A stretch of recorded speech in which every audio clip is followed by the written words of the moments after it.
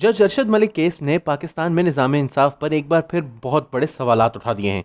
मौलवी तमीजुद्दीन से शुरू होने वाली अदलिया की मुतनाज़ा किरदार की तारीख जज अरशद मलिक पर आकर शायद कुछ देर रुकी है, और हर पाकिस्तानी उम्मीद ही कर सकता है कि ये यहीं रुकी रहेगी। डिक्टेटर्स तो खुलेआम अदलिया को रबर स्टैंप की तरह इस्तेमाल करते रहे हैं, ताहम सियासी हुकूमतें भी अपोजिशन को रगड़ा लगाने के लिए अदालत के तराजू को ताकत के डंडे के तौर पर इस्तेमाल करती रही हैं। सितम ज़रीफ़ी ये कि आज बज़ाहिर जज अरशद मलिक 3 बार मुल्क के वज़ीर आज़म मुंतखब होने वाले नवाज शरीफ के खिलाफ इस्तेमाल हुए, लेकिन अदलिया की तारीख में एक वक्त ऐसा भी था जब नवाज हुकूमत के एमा पर बेनज़ीर भुट्टो और आसिफ अली जरदारी के फैसले दिए जाते थे, जो बाद में जज अरशद मलिक के ड्रॉप सीन की ही तरह इख्तिताम पजीर हुए। गो कि यह वक्त गुजर चुका, लेकिन तारीख में ये एक बदशक्ल बाप की तरह महफूज है।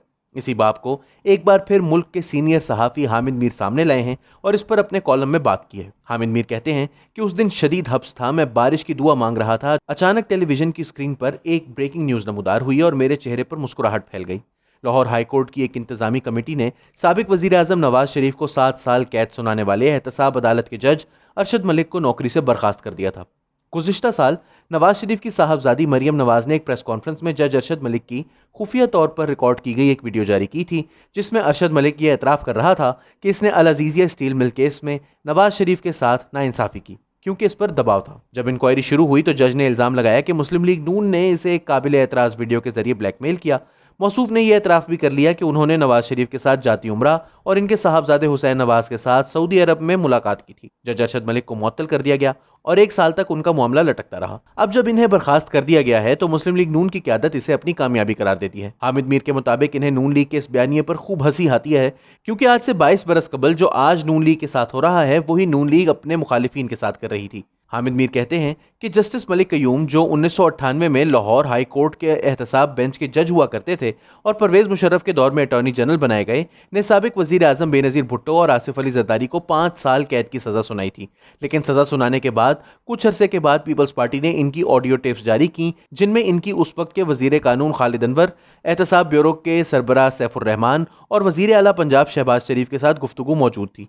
और इस गुफ्तगू के मुताबिक जस्टिस मलिक कयूम ने वजीर आजम नवाज शरीफ की ख्वाहिश और दबाव पर मोहतरमा बेनज़ीर भुट्टो को सजा सुनाई थी। जब मलिक कयूम को एहतसाब बेंच में शामिल किया गया तो पीपल्स पार्टी ने बहुत शोर मचाया, क्योंकि मलिक कयूम के छोटे भाई परवेज मलिक मुस्लिम लीग नून के रुकन कौमी असम्बली थे। इस दौरान मलिक कयूम और नजमुल हसन काजमी पर मुश्तमिल एक डिवीजन बेंच ने मोहतरमा बेनज़ीर भुट्टो को बैरून मुल्क जाने की इजाजत दे दी, जिस पर सैफुर रहमान बहुत नाराज थे। उन्हें शक था कि मलिक कयूम ने आसिफ अली जरदारी के साथ कोई खुफिया डील कर ली है, लिहाजा उन्होंने मलिक कयूम के घर और दफ्तर पर जेर इस्तेमाल टेलीफोन टैप करवाने शुरू कर दिए। नवाज शरीफ 2/3 अक्सरियत के साथ वजीर आजम थे और सैफुर रहमान टेलीफोन पर मलिक कयूम को बॉस बनकर हुक्म दिया करते थे। इस दौरान नवाज शरीफ ने लाहौर हाई कोर्ट के चीफ जस्टिस राशिद अजीज खान को फोन किया और कहा कि मलिक कयूम को समझाएं, इसे बेनज़ीर और जरदारी के खिलाफ मुकदमा जल्द निपटाना चाहिए।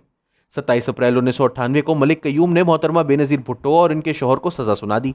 इस फैसले पर शहबाज शरीफ ने उनका शुक्रिया अदा किया और ये शुक्रिया भी रिकॉर्ड हो गया। सैफुर रहमान ने अदलिया के अलावा मीडिया और फौज की अहम शख्सियात पर भी रोब डालना शुरू कर दिया। इस फिरौनियत के रद्द अमल में मलिक कयूम के साथ इनकी गुफ्तगू की टेप्स मोहतरमा बेनज़ीर भुट्टो तक पहुंच गईं।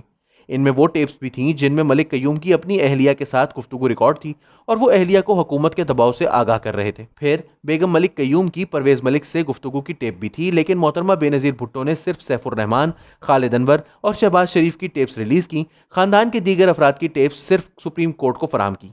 सुप्रीम कोर्ट ने इन टेप्स में होने वाली गुफ्तगू पर कोई फैसला नहीं दिया, क्योंकि मलिक कयूम ने अपने ओहदे से इस्तीफा दे दिया था। अलबत्ता मलिक कयूम की तरफ से मोहतरमा बेनज़ीर भुट्टो और आसिफ अली जरदारी को सुनाया जाने वाला फैसला सुप्रीम कोर्ट ने मुअत्तल कर दिया था। हामिद मीर लिखते हैं कि जज अरशद मलिक को यकीन था कि इन्हें ताकतवर हल्के बचा लेंगे, लेकिन ऐसा नहीं हुआ। जरूरत पड़ने पर उन्होंने उनका फोन सुनना भी छोड़ दिया। उन्होंने अदालतों के मुंसिफों को तारीख का सबक बताते हुए लिखा है कि तारीख देख लीजिए, जो जज हुक्मरानों के दबाव में आए वो रुस्वा हुए और जिन हुक्मरानों ने दबाव डाला वो भी रुस्वा हुए। तारीख उठाकर देख लीजिए। मौलवी तमीजुद्दीन केस में चीफ जस्टिस मोहम्मद मुनीर ने नजरिया ज़रूरत इजाद किया और असेंबली तोड़ने के फैसले को दुरुस्त करार दिया। जस्टिस ए आर कार्नेलिस ने इस फैसले से इख्तलाफ किया।